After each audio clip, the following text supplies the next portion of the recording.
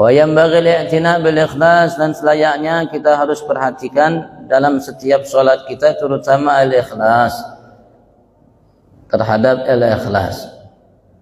Apa itu ikhlas?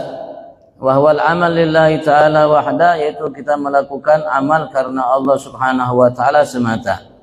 Melaksanakan salat itu karena Allah Subhanahu wa taala semata, bukan karena selain Allah Subhanahu wa taala. Yang kita harapkan Allah Subhanahu wa taala dan apa yang ada di sisi Allah. Rasulullah mengatakan dalam sabdanya, akhlis dinak yakfikal qalil minal amal. Sucikanlah dalam engkau melaksanakan agamamu atau perintah yang ada di dalamnya, niatmu hanya karena Tuhanmu Allah Subhanahu wa taala, maka cukup bagimu walaupun sedikit dari amal.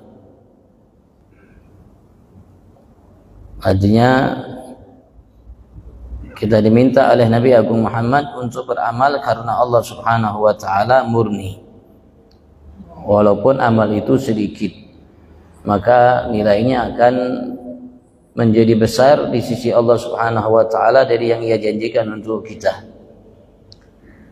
Kalau sedikit aja, kalau kita beramal ikhlas, cukup bagi kita. Bagaimana kalau kita beramalnya banyak dan ikhlas? Dalam kalimat lain Rasulullah mengatakan, akhlisu a'malakum lillah, ikhlaskanlah amal-amal kalian hanya karena Allah Subhanahu wa taala, murni kalian lakukan amal ibadat tersebut. Fa innallaha la yaqbal illa ma khalas, sesungguhnya ketahuilah ya Allah Subhanahu wa taala tidak menerima dari amal seseorang hamba kecuali yang khalas, yang bersih, murni ia lakukan karena ia Allah Subhanahu wa taala.